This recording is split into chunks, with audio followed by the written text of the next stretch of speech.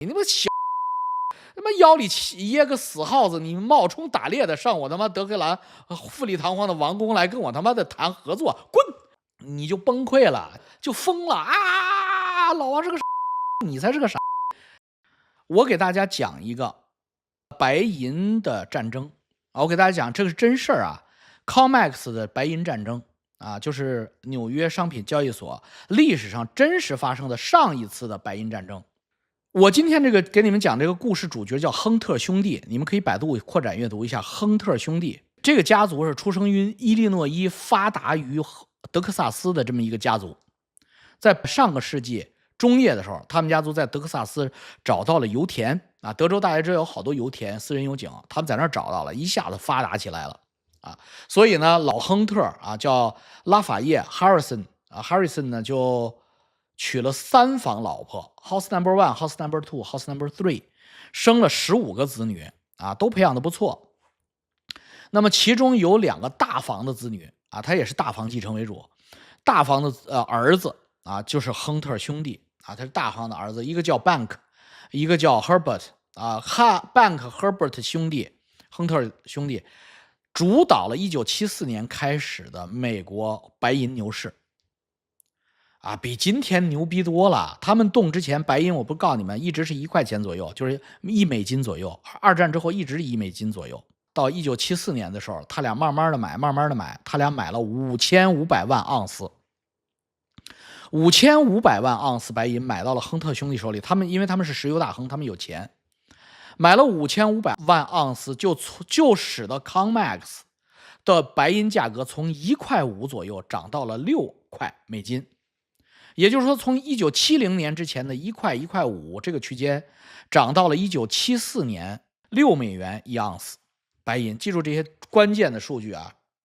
然后他们俩就有点飘了，因为赚了大量的钱，5500万盎司，他俩呢就担心美国政府耍流氓，扣了他们的白银。因为美国政府在1930几年、1940几年的时候曾经耍过流氓，把大家的黄金都扣了。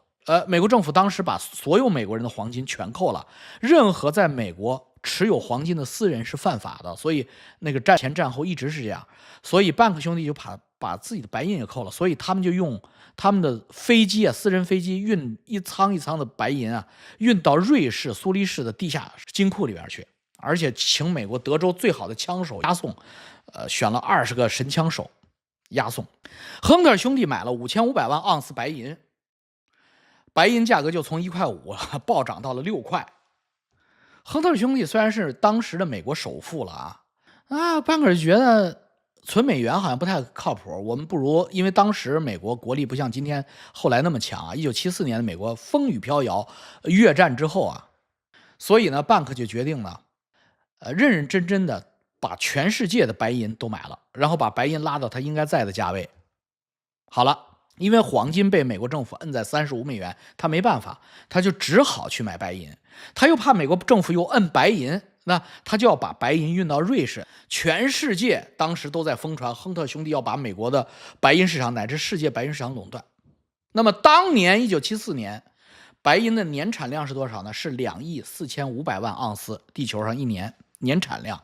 地球上的需求量是多少呢？需求量是4亿5000万盎司。黄金和白银很难增产，所以白银的年产量一直跟不上白银的年需求量。然后大家就问，那这俩兄弟要是乱买的话，咱们美国世界有多少黄金可以供他交易啊？就是他已经买了5500盎司了，咱美国能拿出多少来？他不是要多逼空吗？咱给他，他有多少？我都给他，他有多少钱？你看一算，2亿盎司 ，COMEX。加上美国所有的民间的储备只有2亿盎司，他已经买了5500万盎司了，还有2亿盎司，那 OK 了。现在形势已经明朗了，班克兄弟是能拿出这么多钱来的。如果是6美元1盎司，于是班克就飞到纽约会人集气去了，发表演讲。班克自己就相当于伊隆马斯克，发表演讲。原话是：这世界上几乎任何东西都比拿了一张1美元世界上任何东西都比它有价值，因为就算是个笨蛋都会用印钞机。意思就是白银、黄金任何东西锅碗瓢盆都比这个值钱，因为这个东西他们会乱印的。到1975年3月，然后他钱不够了，钱不够怎么办？他就飞到德黑兰找当年的巴列维国王。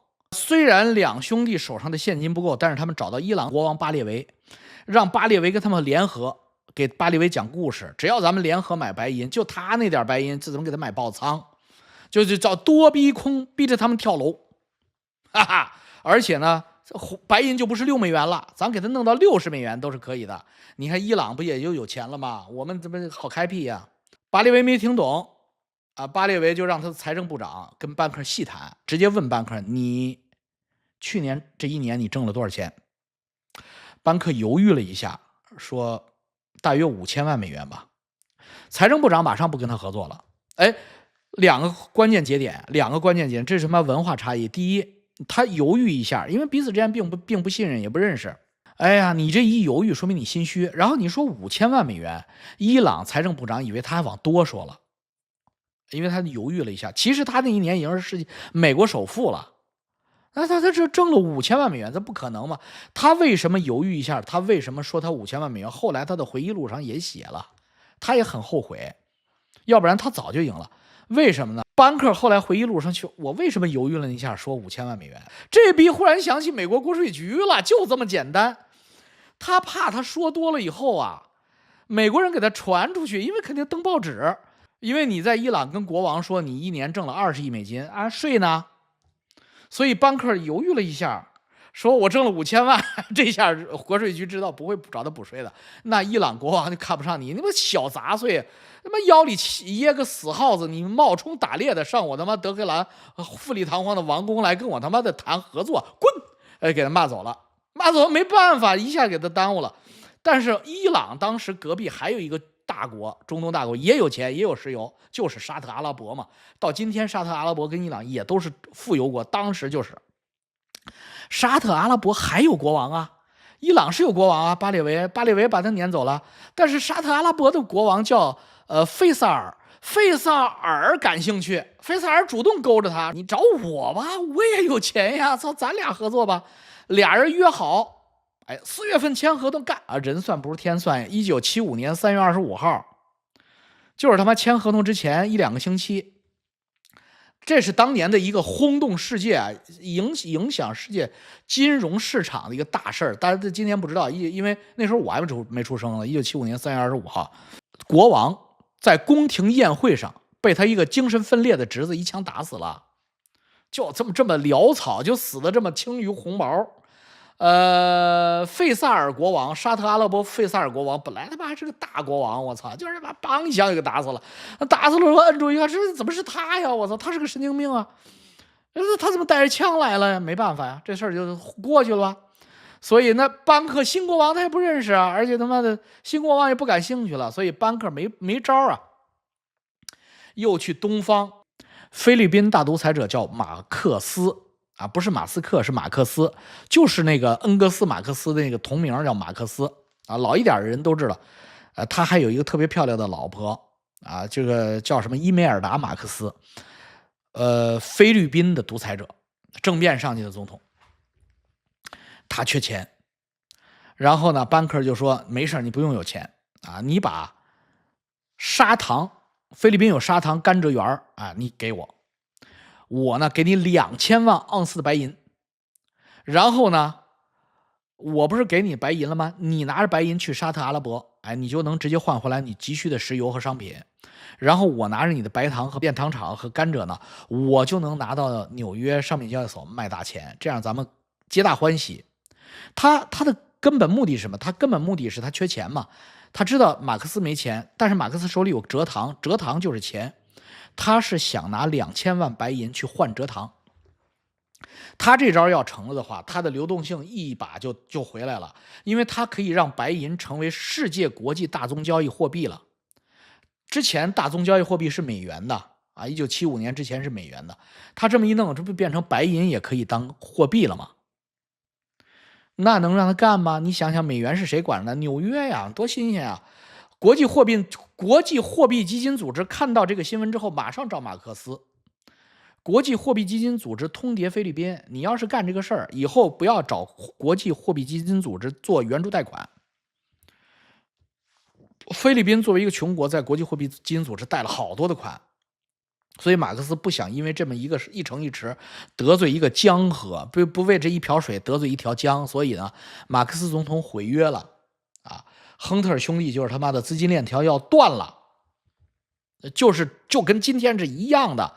然后白银价格应声，不是刚才涨到6、7块钱了吗？跌到了4美元。故事结束了吗？好多人说故事结束了，不是没结束啊。他要复仇，他会多逼空，亨特会多逼空。亨特看好了，那是春天了，春天过去了，4月份嘛，去马斯克，他回到德克萨斯，他的老家德克萨斯，他一看 Austin 啊 Dallas， 一看，哎，美国广袤的农田今年怎么没有种黄豆啊？黄豆就是大豆啊，就是咱们那个豆油，美国是大量的种了，也是大宗商品嘛，没种。咦哈，没种一定秋天没有收获，没有收获，康麦克斯就敢在那儿继续交易黄豆，哈哈，老子要报仇！你们他妈的搞我啊！你们这帮老钱搞我，建制派、影子政府、深层政府，all in黄豆，买黄豆。他暗中从春天播种完了黄豆之后，精算出来黄豆一定秋天减产，夏天一直在加产，到秋天忽然量底牌 all in 黄豆，大手笔买入，单一美国投资人只能买黄豆300万普什尔上限，兄弟俩拉他们家亲戚一共买了2200万普什尔 all in 交货吧。全美国那年也拿不出2200万普什尔的黄豆，黄豆价格急转直上，我操，赚大了。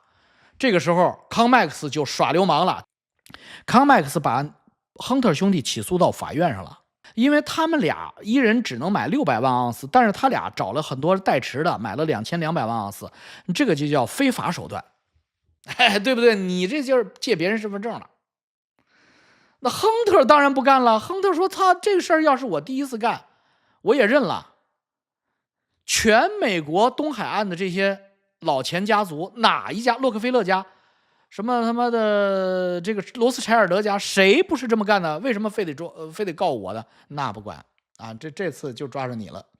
于是呢，这个官司拖沓啊，就拖沓到了秋天过去了，就是交收完了，哎。”判决亨特家族赢了啊！确实别人都是这么干的，算了这事儿啊，算了吧，操他妈，这不是就是耍流氓？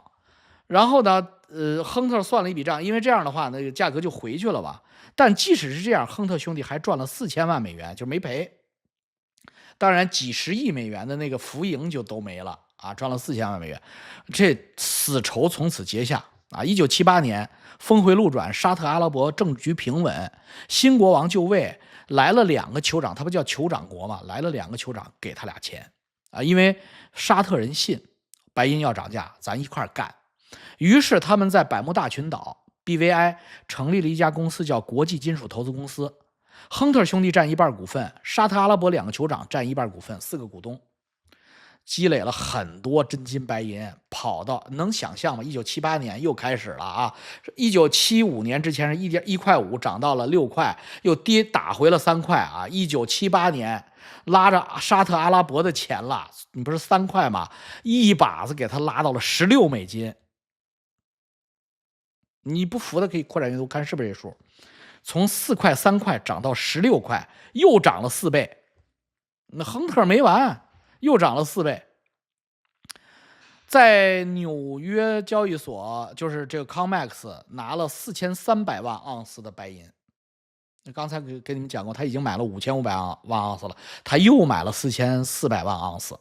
白银价格短短几个月之内就跟今天是一样的，一下子冲过16美元一盎司，全部的美国的财团都疯狂了，跟着买。我操，就跟现在一样啊，全歼东海岸康麦克斯股东们，老钱集团交货，跟着买，通过垄断白银实现财富升级。我操，你康麦克斯完蛋了。康麦克斯作为做市商来说，无货可交啊，又出现这种情况了。到1979年年底，2家交易所，当时还有芝加哥一家交易所，纽约一家，凑起来只剩1200万盎司的白银银锭了，只有1200万盎司。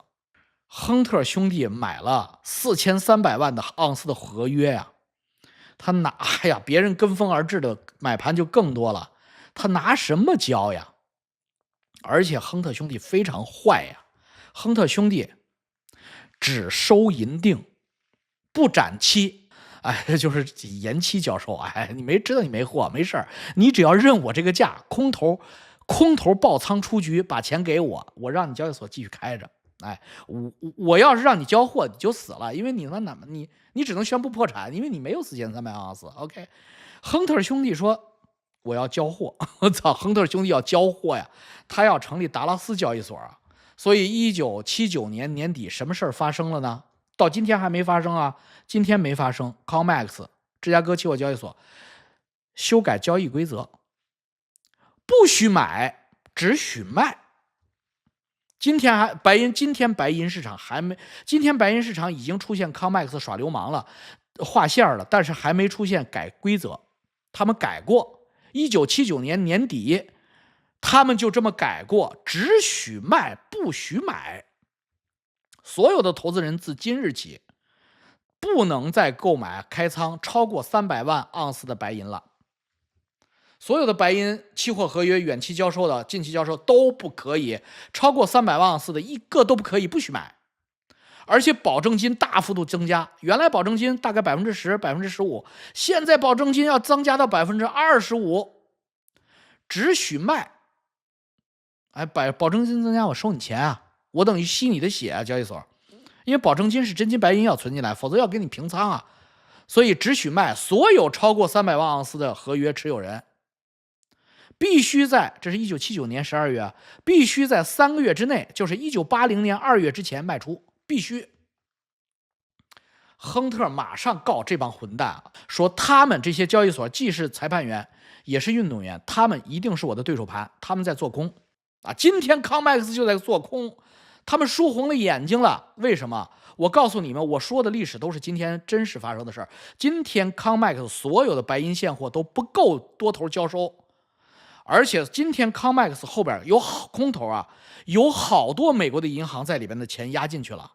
如果他不把白银打爆，美国的银行会破产，COMEX 当然也会破产，没有货。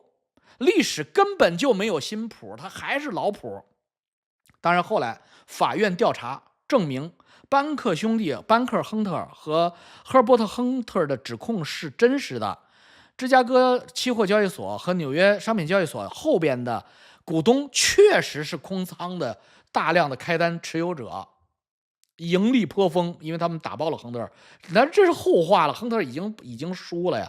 所以那因为美国的法院判那都好慢了，好几年啊，所以好几年以后什么查出来，那有个屁用啊！亨特已经躺板搬了。亨特直接在法庭上说，市场上根本没有那么多白银，否则的话，这些人根本不会这么不要脸的公开修改规则。亨特兄弟1979年12月并没有认输，继续跟阿拉伯人合着买，继续买，继续加仓。你不是说他妈的提高保证金吗？哥们儿给你提高，给你打现金，继续开仓。300万盎司是吧？我200万盎司，我多找点人。最后一天是1979年12月31日，白银价格35.05美元收盘，疯狂吗？它是从多少钱涨上来的？4块，涨了10倍，涨了10倍啊！2年涨了10倍白银。今天的白银还没这么疯狂呢，所以他们还不需要改规则。此时此刻，亨特兄弟透过这个合资的这个 BVI 公司的白银开仓量已经是9000万盎司了，而且他们个人持有的白银实物在瑞士已经存了4000多万盎司了，他们之前还有5500万盎司，13000万盎司，而且他还有一张明年3月，就是1980年3月要求实物交割的9000万盎司的白银合约。全世界都知道亨特兄弟赢定了，因为只要到了1980年3月，你美国 Comex 就要给我炼出来铸出来9000万盎司的银锭，你他妈上哪儿找去？一共1200万。所以1980年1月17日啊，继12月修改规则之后，继续修改规则，又修改规则了。每一位投资人的持有上限，买入上限1000万盎司，所以9000万盎司是作废了啊，自动只能买1000万盎司持有啊。所有超过1000万盎司的部分啊，必须在2月18号之前，就是1个月之后，必须强制平仓。结果呢，涨到50美元一盎司了。刚才我说涨到35，又涨到50，这回涨到15倍，20，快奔20倍去了。继续买进，两兄弟账面浮盈35亿美元，这可是1979年的35亿美元。逼的纽约交易所 Comex 1980年12月31日白银价格35美元，20日之后50美元。纽约交易所 Comex 宣布停止白银交易，不玩了。我操，不玩了，不买不卖了。白银价格应声下跌到39美元，但是还是保持高位，因为这个时候班克 Herbert 成了美国建制的公敌。为什么？因为美元被他们撼动了。3月14日，里根总统的任命的美国联邦储备委员会，就美联储主席沃克宣布，美元加息走强，所以沃克宣布加息，于是白银价格应声下跌到50美元、39美元，咔21美元。然后呢，大幅度的提高合约保证金，亨特兄弟每天必须向交易所提供1亿美元现金支票作为保证金。他俩就是铁打的。沙特阿拉伯那油再值钱，这么玩他们也扛不住啊，所以他们就跑遍欧洲，拉着人一起买黄金。但到3月25号啊，2个月之后，60天之后，60亿美金的现金耗进去了，撑不住了。这一天3月25号，班克打电话给 Herbert， 说了短短的一句话 ：“Let's give up， 让我们放弃吧。”于是纽约交易所说班克兄弟破产了，他们交不出今天要交的1亿3500万美元了。一天那时候已经涨到1亿3500万美元了，每天哦，这哥俩已经撑了2个月了。你说是不是首富？1980年啊，3月份啊，交不起今天的1亿3500万没到账。于是白银价格应声而跌。几天之后，他们的期货账户上的净资产只剩下了9000万美元了。当时 Comex 的董事长、美联储主席沃克、美国财政部长3位24小时不睡觉，一直要保证把银价打下去，让亨特兄弟融不到资，让他俩破产。这就是国家的力量。3月25号，这个日子在金融行业叫 Silver Thursday 啊，白银星期四。3月27号。Silver Thursday， 3月25号他交不起保证金了。3月27号那哥仨24小时没睡觉。3月27号开盘15.8美元，收盘10.8美元，10.8美元。股市跟着暴跌，美联储加息，跌幅差不多跟白银一样跌幅。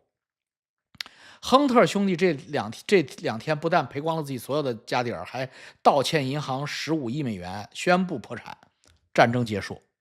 打了48个小时，最后战争结束。美联储主席亲自宣布对亨特兄弟破产推出破产拯救方案。什么叫破产拯救方案？就是屠宰方案。美国东海岸老钱银行集团以洛克菲勒家族为首，提供11亿美元的现金给亨特兄弟，但要求这11亿美元的现金的要求是抵押亨特家族在德克萨斯州的所有的优质资产，包括橄榄球队，包括他们的球队，包括他们的房地产。达拉斯的顶级房地产都是亨特兄弟的，包括他们的牧场、奶牛场，全部都要抵押80亿美金抵押进来。硝烟散去，后来美国的这些金融人士才发现，东海岸集团投入砸进去的现金，跟亨特兄弟砸进去的现金，就是几十亿美金、50-60亿美金这个现金比，居然一样多。也就是双方在1979年、1980年那一次白银大战，双方动用了接近200亿美元的现金互相打。最后当然是多头失败破产，空头获胜。那么，班克和赫伯特个人破产之后，欠美国国税局的税，居然15年才能还清。也就是说到2003年，老爷子才把这个债还清了。2003年，我们都长大了，这场战争的最后的硝烟才彻底散去。